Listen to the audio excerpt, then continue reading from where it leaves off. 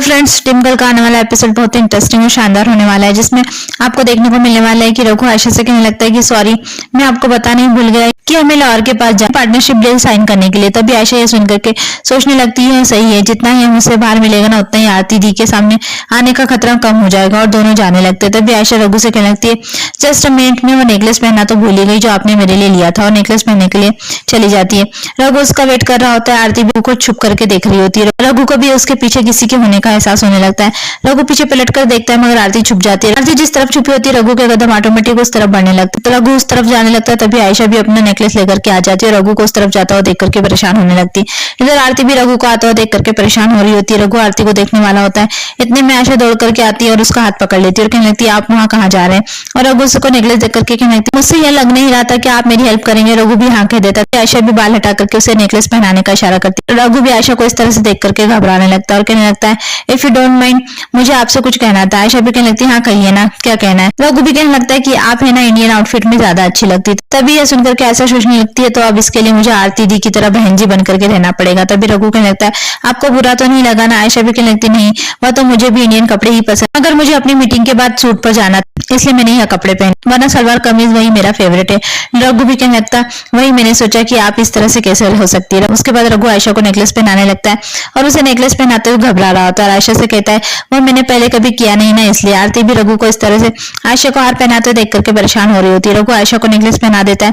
आयशा पूछने लगती है कैसा लग रहा है, मगर रघु चुप होता है और कहने लगता है चले लेट हो रहा है और बाहर जाकर के कार में बैठने लगता है। तभी आयशा दिगंबर काका को देख करके कहने लगती है क्या दिगंबर जी भी हमारे साथ चल रहे हैं। यह सुनकर के रघु आयशा को देखने लगता है। आयशा कहने लगती है वो मुझे लगा था कि सिर्फ आप और मैं। ये सुनकर के दिगंबर काका कहने लगता है कि रघु बेटा आप चलिए, मैं टैक्सी लेकर के आ जाऊंगा। लेकिन रघु को यह सब अच्छा नहीं लग रहा था। वह दिगंबर काका को रोक करके कुछ कहने वाला होता है। तभी आयशा समझ जाती है। रघु से कहने लगती है वह मेरा मतलब वह नहीं था, और अपने वॉचमैन से कहने लगती है कि ड्राइवर से कहो कि गाड़ी निकाल करके दिगंबर काका को लेकर के आए, और मेरा कहने का मतलब था कि आप हमारी गाड़ी को फॉलो करें। दिगंबर काका भी कहने लगता है आप लोग चलिए, मैं आता हूँ।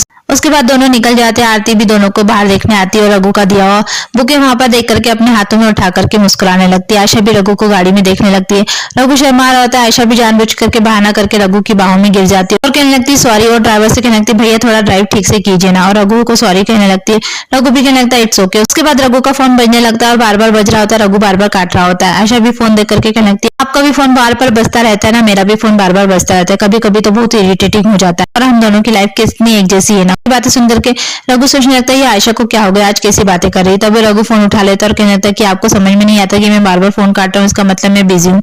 तभी फोन पर आवाज आती है शांति शांति, दूर रहो मेरी आयशा, मुझसे मेरी आयशा छीन करके मुझे पर भड़क रहे हो। ये सुनकर के रघु भी कहने लगता है कौन बोल रहा है। वह आदमी कहने लगता है कि तुम सोच भी नहीं सकते कि मैं आयशा सरीन से कितने दीवानों की तरह प्यार करता हूँ, तुम मुझसे मेरी आयशा को नहीं छीन सकते। फिर रघु उस पर चिल्लाने लगता है और कहने लगता है कौन हो तुम, सामने आदमी भी कहने लगता है तुम्हारी इच्छा भी पूरी हो जाएगी, अगर कहीं ऐसा ना हो कि उसके साथ तुम्हें पछताना पड़े। वो भी उसका जवाब देते हुए कहने लगता है तू जानता नहीं पछताना तो तुझे पड़ेगा, तू किससे बात कर रहा है। आयशा रघु को गुस्से में देख करके फोन ले लेती है और फोन काट देती है और उससे पूछने लगती है किसका फोन है। रघु से बताने लगता है कि पता नहीं कौन है। वो कह रहा है कि मैं आपसे दूर रहूं। तभी आयशा कहने लगती है बस इतनी सी बात। और कहने लगती है अब आप ड्रीम गर्ल आयशा सरीन के साथ घूमेंगे तो उसके इतने सारे जो फैंस है उसमें से तो कोई ना कोई तो जलेगा। इस तरह कॉल आने की आदत तो आपको डाल लेनी चाहिए। अभी दिगंबर काका का कॉल आ जाता है। दिगंबर काका रघु को बताते हैं कि बेटा आज लॉयर्स की स्ट्राइक है, तो वो कह रहे थे कि आज काम नहीं हो पाएगा। रघु भी फोन काट करके आयशा को बताने लगता है। ये सुनकर के आयशा गुस्सा होने लगती है और कहने लगती है ये लॉयर्स को भी जब स्ट्राइक करने का शौक आ जाता है, समझ में नहीं आता है कि इनकी वजह से लोगों को कितनी प्रॉब्लम होती है, और अब हमारा भी काम रुक गया। इस तरह से आयशा को गुस्से में देख करके रघु कहने लगता है कल साइन कर देंगे डील हम, तो आप ऐसे कैसे रिएक्ट कर रही है जैसे आप मुझ पर ट्रस्ट नहीं करती है। सुनकर के ऐसा समझ जाती है और कहती है वो आई एम सॉरी, स्टाफ को लेकर के मैं कुछ ज्यादा ही पॉजिटिव हूं, इसलिए मैं ओवर रिएक्ट कर जाती हूँ, इसलिए मैंने इस तरह से बात कर, मेरे कहने का मतलब वह नहीं था। और सोचने लगती जल्दी कुछ कर आयशा, तुझे जल्दी कुछ करना पड़ेगा इसका मूड ठीक करने के। रघु ड्राइवर से कहने लगता है ड्राइवर गाड़ी वापस लो। तभी आयशा कहने लगती है एक मिनट रघु जी, मैंने सुबह से कुछ भी नहीं खाया है, तो क्या हम लंच पर चले एक कॉफी पीने। रघु भी हाँ कह देते और ड्राइवर को गाड़ी होटल की तरफ लेने के लिए कहता है। मानव भी उन दोनों को फॉलो कर रहा होता है। उधर करण रीचा से पूछ रहा होता है रीचा तुम्हें मुझे बताना पड़ेगा कि तुम्हारे पास में मानव जीजी का फोन कहाँ से आया। रीचा भी कहने लगती करण प्लीज मैं तुम्हें हर बात का एक्सप्लेनेशन नहीं दे सकता। करण भी उसे कहने लगता है मुझे प्लीज बता, मुझे बहुत जरूरी बात करना है, प्लीज रीचा मुझे बता दो। रीचा कहने लगती मुझे नहीं पता, उन्होंने तो मुझे ये फोन संभालने के लिए दिया था, उन्होंने मुझे कहा था कि मैं तुम्हारे अलावा किसी का भी फोन नहीं उठा, और उसके अलावा मैंने उनसे ना कुछ पूछा ना उन्होंने मुझे कुछ बताया, और अगर तुम्हें इतना ही है ना तो तुम ये फोन अपने पास रख लो और वहां से चली जाती। करण सोचने लगता है कहाँ चले गए मानव जीजू, वह फिर से कहीं खो न जाए, मुझे उन्हें ढूंढना ही होगा। रघु और आयशा भी लंच के लिए होटल पहुंच जाते हैं। आयशा ऑर्डर करने लगती है, तभी रघु उससे पूछने लगता है मगर आप तो वेजिटेरियन ना।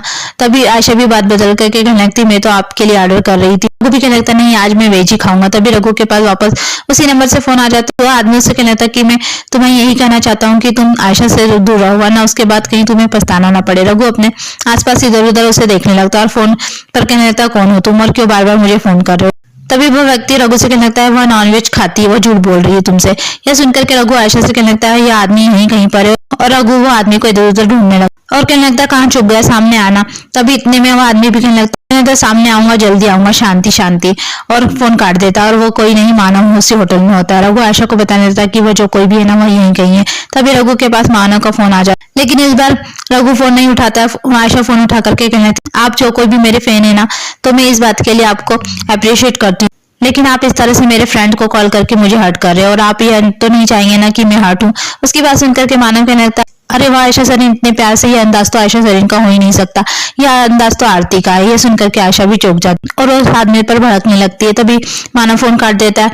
आयशा फिर से फोन ट्राई करने लगती है। तभी रघु पूछने लगता है क्या कहा उसने। आयशा रघु को बताने वाली होती कि उस आदमी को पता है कि, तभी रघु पूछने लगता है क्या पता है। तभी आयशा बताते बताते बात बदल कर कहने लगती किसी की फीलिंग्स को कैसे हर्ट कर। मानव की बात सुनकर के आयशा परेशान हो जाती है और रघु से कहने लगती रघु जी हम घर चले। तभी रघु कहने लगता लेकिन आपको तो भूख लगी थी ना, और आपने कुछ खाया भी नहीं है। तभी आयशा कहने लगती मुझे अच्छा नहीं लग रहा, प्लीज घर चलिए ना, और दोनों वहां से जाने लगते हैं। रघु आगे गाड़ी निकालने के लिए चला जाता है। तभी आयशा साइड में देखती है, वहां पर मानव पेपर के पीछे छुपाता है और चुपके से आयशा को देखने लगता है। आयशा भी उसे देख करके घबराने लगती है। एपिसोड यहीं खत्म होता है। आगे की अपडेट के लिए हमारे चैनल को लाइक कीजिए, सब्सक्राइब कीजिए। Thank you.